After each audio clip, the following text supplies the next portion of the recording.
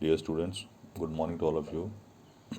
So, our today's topic is pollination, and this is page number 27.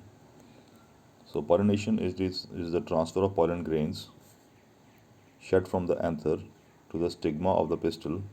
It is termed as pollination. So, जो pollen grains होती हैं, अब उन pollen grains को stamen से और कार्पेल के स्टिग्मा पे जाना है. So, this process is called as pollination. So, pollination is of different kinds. Firstly, autogamy. So, in autogamy जो होती है वो एक ही फ्लावर के अंदर होती है. In this type of pollination it is achieve within the same flower. Transfer of pollen grains from the anther to the stigma of the same flower. तो flower will be the same, plant will be same and the flower will also be same. लेकिन autogamy में एक चीज़ का ध्यान रखना होता है कि सिंक्रोनी होनी चाहिए. Now what is Synchrony? Synchrony मतलब कि मेल और फीमेल गैमेट्स जो मेचर होंगे they will mature at the same time. अगर मेल गैमेट्स पहले मेचर हो रहे हैं और फीमेल गैमेट बाद में मेचर हो रहे हैं तो then there will be no autogamy, क्योंकि ऑटोगैमी में पार्टिसिपेट तो एक ही फ्लावर के मेल फीमेल को करना है. तो then there will be no pollination. Similarly, और दूसरी बात ये है कि they must lie close to each other. The the the the stamen and the carpel, they must lie close to each other.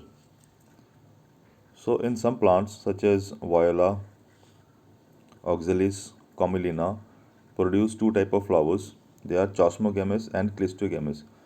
अब Chasmogamous flower जो होते हैं they are just similar to which are similar to flower of other species. तो they are just the normal flowers, उसमें कोई इतना कुछ नहीं है. लेकिन Clistogamous जो होते हैं they are very special.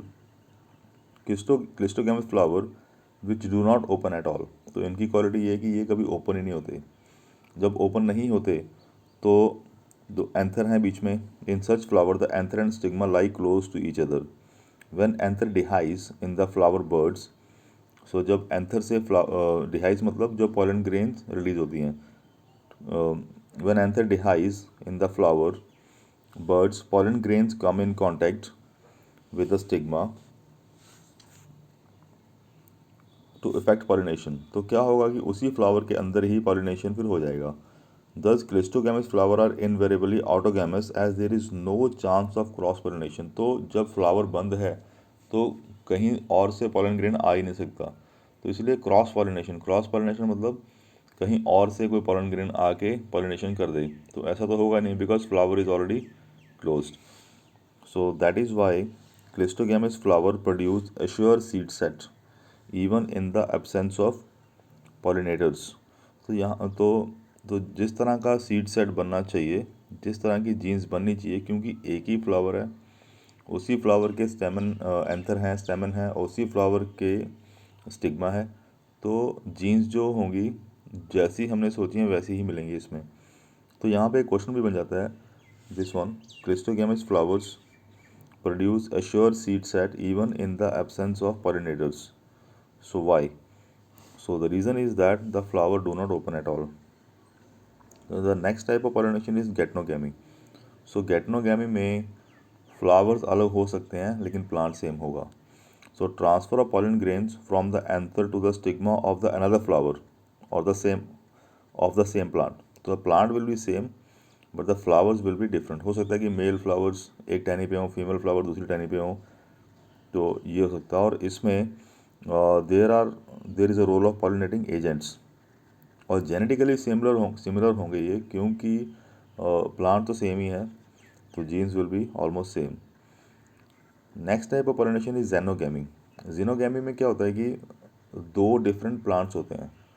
तो transfer of pollen grains from the anther to the stigma of a different plant. तो plant will is different and flowers are also different. So this is the only type of pollination which during pollination bring genetically different. अब क्योंकि अलग अलग plants हो गए, एक plant से स्टेमन आ रहे हैं, एक प्लांट से pollen grains आ रहे हैं, और एक दूसरे प्लांट के स्टिग्मा के ऊपर वो लैंड कर रहे हैं. So this type of pollination जो होता है, क्योंकि it is between the two plants, तो इसमें जो ऑफस्प्रिंग प्रोड्यूस होंगे they will be genetically different. So the offsprings will be genetically different. Next is what are the agent of pollination. अब agent मतलब जो लोग जो पॉलिनेशन करते हैं. तो प्लांट में generally use two type of agent of pollination.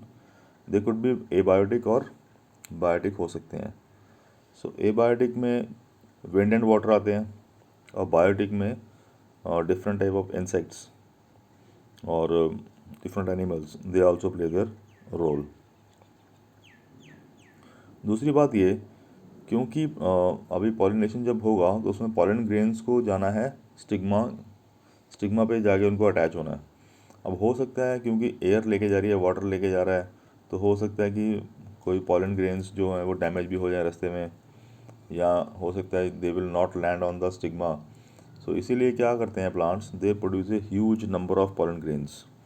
To compensate for these uncertainties and associated loss of pollen grains, the flower produce enormous amount of pollen when compared to the number of ovules available for pollination. ताकि कोई ना कोई pollen grain तो जाके stigma पे attach हो और pollination हो सके.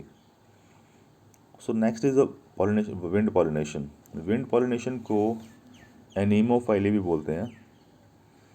सो wind pollination also require that pollen grains are light.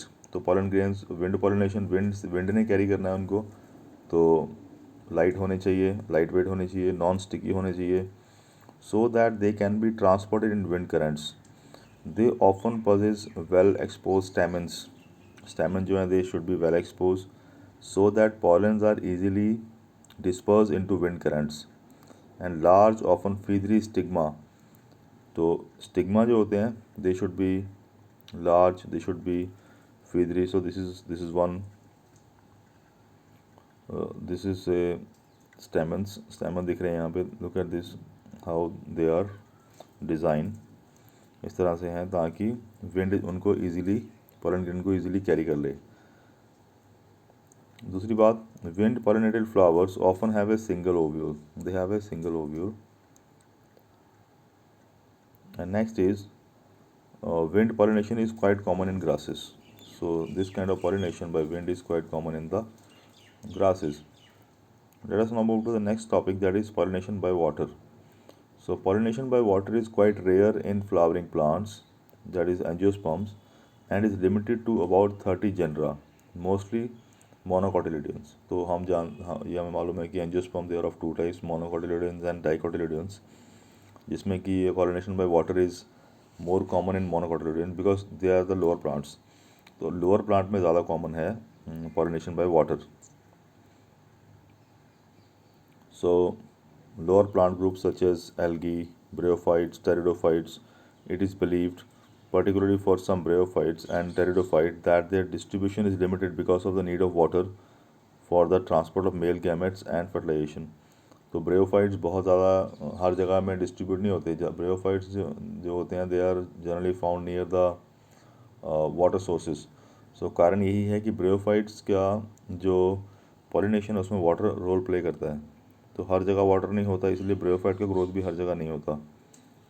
Some example of water pollinated plants, they are vallisneria and hydrilla which grow in fresh water, and several marine sea grasses such as Zostera.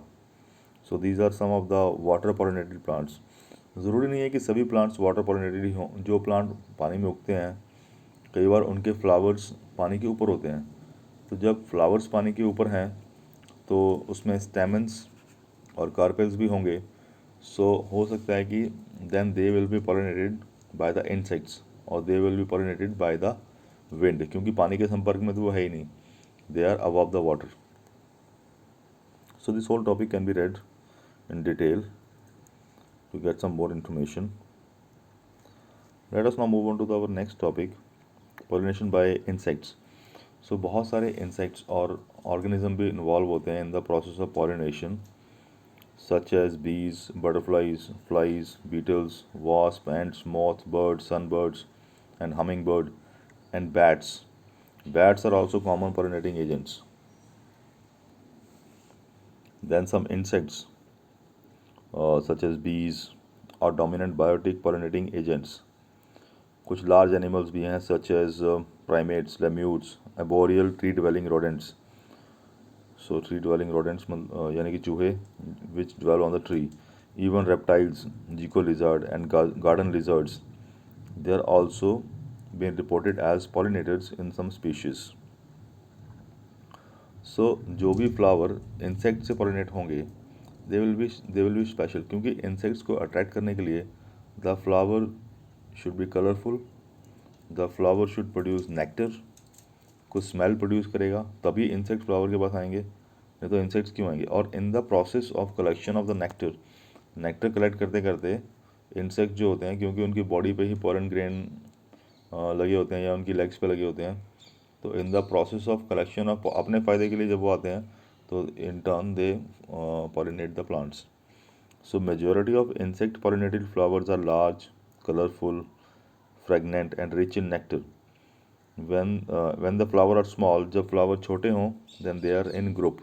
Number of flowers are clustered in an inflorescence to make conspicuous, clear हो जाते हैं, उसके लिए they remain in groups. Animals are attracted to flowers by color and or fragrance. The flower pollinated by flies and beetles create foul odors, foul smell आती है उनमें से, to attract these animals. Okay, so all this is about how the insects, how the animals, they play a role in the pollination. So this whole can be read. So another is a very interesting relationship, how the pollination takes place. So in some species, floral rewards are in providing safe places. So क्या होता है कि there is a one flower called Amorphilus. Amorphilus, the flower itself is about 6 feet in height. So flower की height ही 6 feet है. So इसमें this flower provide a safe place to lay eggs for the insect. So when the insect come and lay its eggs in the flower, so the flower get pollinated. So a similar relationship also exists between the species of a moth and the plant yucca. तो उसमें भी ऐसे ही है. तो yucca जो है plant, it help the moth, and the moth deposit its eggs in the locules of ovary. So where the moth deposit the egg, in the moth goes to the ovary, and in the ovary there are ovules. तो वहाँ पे वो अपने eggs को deposit करता है. सो in and flower को फ़ायदा क्या होता है उसका, कि flower get pollinated by the moth. और मोथ को फ़ायदा क्या होता है कि moth can keep its egg in a safe place. So the larva of moth come out of the eggs as the seed start developing. और जब जैसे जैसे सीड बनने शुरू होते हैं तो वैसे वैसे लार्वा भी बड़े हो जाते हैं, and they just come out of the flower. So this is all about pollination. So आज के लिए इतना ही. In the next time we will study about the outbreeding devices. Thank you.